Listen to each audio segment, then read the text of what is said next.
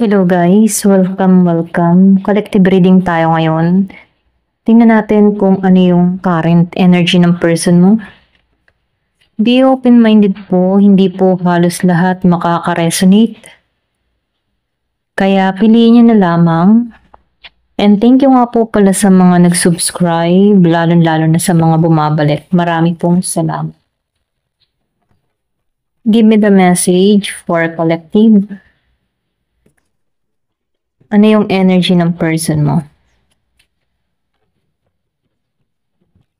Give me the message for collective. Ano yung energy ng person mo? Give me the message for collective. Ano yung energy ng person mo? Give me the message.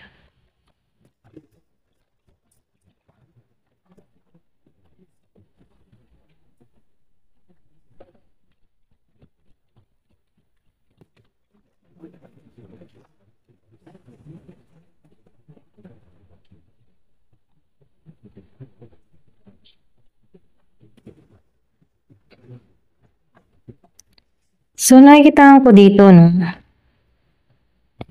Yung person mo dito, nakakaramdam dito ng down sa sitwasyon, okay? Yung man tipo na parang karga-karga niya or pasan-pasan niya ang daigdig, ganon. Ganon yung nakikita ko, no? Hindi siya balanse dito. Nahihirapan sa kanyang sitwasyon, okay? May mga kinakaharap na pagsubok tong tao mo dito, no? Kumbaga, meron tong mga hinihiling or meron tong gustong mangyari, pero hindi nagiging mapalad ang sitwasyon niya dito, okay? Merong mga nawala sa tao mo. Kumbaga, itong tao mo, hirap siyang makarecover dito, no? Kahit pinauunawa dito na kailangan maging positibo, pero nakikita ko dito na wala siyang makita na maganda, okay? Na nangyayari sa kanya sa pang-araw-araw. Sinusubok. Yung man tipo na meron pong hinihiling pero hindi pumapabor sa kanya yung kanyang gustong mangyari, no? Marami siyang gustong marating, marami siyang gustong gawin, pero hindi nagiging maayos, okay? Yung mga plano niya, ganun, okay? So, nakikita ko dito, yung iba sa inyo, no, meron kang person dito na nakatanaw pa rin sa nakaraan, okay? Alam mo yung hirap siyang makarecover or hirap siyang makalimot sa nakaraan. Kumbaga, hinihila pa rin tong tao mo, hinihila yan. Hinihila siya ng nakaraan na meron siyang hirap i-let go, okay? Kumbaga, nakikita ko dito na labi siyang nasasaktan, okay? Pero ganun pa man, no? Pinapaisip sa kanya dito, no? Kung malilet go niya tong mga isipin na to, itong mga negatibong isipin, may selebrasyong naghihintay sa kanya. Kumbaga, may reward siyang marireceive dito kung pagtutuunan niya yung positive, ano, or kung pagtutuunan niya dito yung pagbabago, okay? Kasi itong tao mo, hindi niya makita yung pagbabago. Kasi nakikita ko dito, nakatuon siya sa nakaraan, okay? Meron siyang hirap i-let go, ganyan. Pwedeng ikaw to, yung tipo na hindi kanya ma-let go, okay? So, kung ikaw man dito ay nakaka-moving on na, kumbaga hindi mo na to pinagtutuunan ng pansin, so itong tao mo, no, hirapan siyang i-let go yun, okay? Kumbaga itong tao mo, ganun pa rin yung energy niya, no? May time na positive, may time na hinihina pa rin siya ng pagiging maisip, okay? Or nag-overthinking tong tao mo, okay? Pero ganun pa man, ano?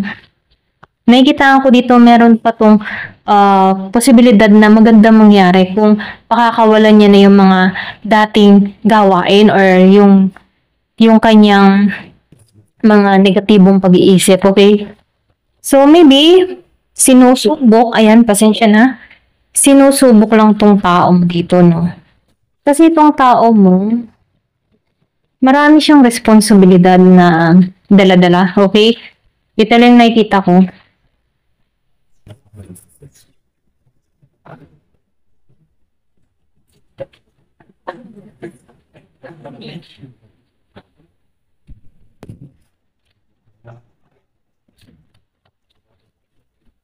Nakikita ko dito, no? Meron ka ditong tao na merong umaasa sa kanya dito, okay? Meron siyang mga malapit sa buhay na nakadepende sa kanya. Ito lang nakikita ko, no?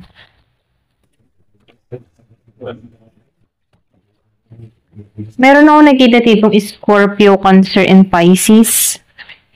Merong Aries, Leo, Sagittarius, Virgo, Capricorn, Taurus. Merong Gemini, Aquarius, and Libra. So, nakikitaan ko dito, no? Meron kang tao dito na pinaghahandaan niya yung yung future niya, okay? Pwedeng may edad na to, or pwede rin sabihin ngayon niya nare-realize na kailangan niyang magtipid, ganun, okay? Ngayon niya nare-realize na kailangan mag-ipon, okay? Kasi sinubok to. Meron ka ditong tao na alam mo yung tipo nag-iintay to na maging maayos ang lahat, ano? Yung iba sa inyo, nag-travel, meron ditong travel, okay? Pero hindi naging maayos or hindi naging maganda yung kapalaran niya sa ibang bansa. Ito lang nakikita ko, no? Kung meron ka mang ganong tao, no? Merong nahihirapan. So, nakikita ko dito, no? Kung ikaw ay nagpupunyagi ngayon or nagtatagumpay sa mga tinatahak mo, nagiging kang inspirasyon sa kanya dito, no? Kumbaga itong tao mo, pwedeng kinakapi ka nito, no? Kung ikaw may nakaranas dito ng mga pagsubok sa buhay, nakikitaan ko dito na, at nalampasan mo, no? Nakikitaan ko dito na, ginagaya ka niya dito, okay? Yung bang tipo na, ikaw nga nakaraos, ako pa kaya. Mga ganun, no? So, nakaraos na nga tong person ko sa hirap, naka-moving on nga siya. Kailangan kong gayahin din tong tao na to, kung paano niya nagagawa yun, ano? So, ganun yung person mo, no? Kumbaga, kinakaya. Meron ditong kinakaya niya yung kanyang sitwasyon na kinakaharap kahit marami siyang responsibilidad. Nagiging ka pa rin inspirasyon sa tao na to kasi nakasurvive ka. So, nakikita ko dito yung iba sa inyo. Stable yung financial, okay? Or pwede rin ganun kanya tingnan, ano? Kumbaga, ganito kanya ilarawan eh. May pagbabago nangyayari sa'yo. Nagiging kang matatag. Walang kumukontrol sa'yo. So, unti-unti mo nang natutupad yung pangarap mo. Stable ka, okay? Ganun kanya tingnan. Samantalang siya dito, patuloy pa rin lumalaban sa hamon ng buhay. Ito lang yung nakikita ko, no? Pero ganun pa man, ano? Kahit marami kang mga pagsubok na kinaharap, kahit sobra-sobra na yung hirap, ano? Patuloy ka pa rin lumalaban at dun humahanga yung tao mo kasi iba yung katangian mo, no? Ganun kanya tingnan. So, deserve mo yung mga nare-receive mong blessing or biyaya dito kasi nagiging kang masino pa, no? Alam mo yung tipo na kahit marami kang mga pagsubok dito, no? Betrayal. Nakikita ko dito na hindi ka nagpatinag, ano? Nagiging kang logic sa mga ginagawa mo. Kumbaga hindi likas sa'yo ang matapang, ano? Pero dahil sa mga pagsubok na kinaharap mo, dun ka kumuha, okay, ng katatagan kung bakit nagiging kang malakas ang loob. Binangon ka or binago ka ng panahon dahil sa mga pain na naramdaman mo.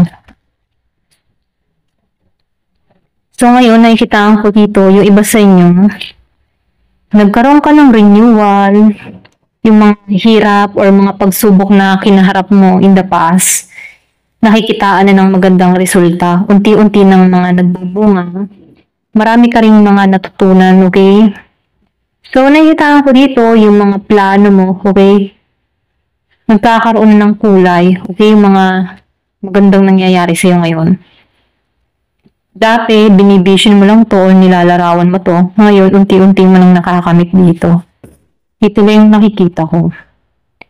So ngayon, ikaw, nagiging ka ng busy sa sarili mo, okay? Sa kung anong gusto mong mangyari dito. Sa pagiging busy mo dito, kumbaga nahanap mo muli yung sarili mo eh. Nahanap mo yung kumpiyansa mo sa sarili mo. Kaya itong tao mo nakalingon lang sa'yo, okay? Pinagmamasan ka sa malayo. Ayan. May distance, or pwede rin meron ka ng harang na nilagay dito, gano'n. So, itong tao mo, kaya dito sa 5 of Cups, nakahold pa rin to sa'yo, okay? Kahit na kaya naman niyang ayusin, okay, yung connection nyo, mas nakatuon siya sa mga nawala, okay? So, kailangan lang nito maging positive, makuha yung tamang diskarte, okay? Para makaahon. Ito na yung nakikita ko kasi ang dami-dami niyang responsibilidad na kinakaharap kung bakit siya nahihirapan dito. Ayan. Ito lang yung nakikita ko. So, tingnan natin dito, Give me the message. Ano pa yung mensahe?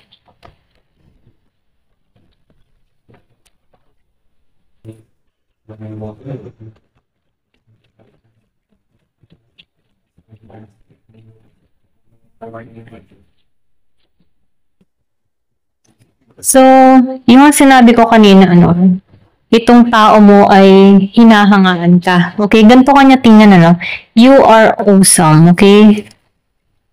Kasi nakikita ko dito na unti-unti na nangyayari yung mga pangarap mo, unti-unti mo nang nare-receive yung mga blessing na hinahangad mo, So, meron ditong message, your greatest relationship is the ones you have with yourself.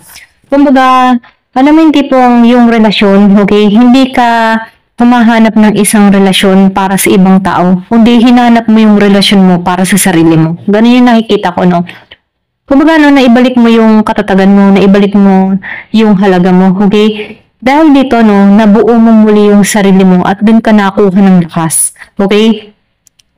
So, sinasabihan ka dito, face yourself, okay? Kumbaga, yung tipo na i-congratulate mo yung iyong sarili kasi nalampasan mo eh, okay?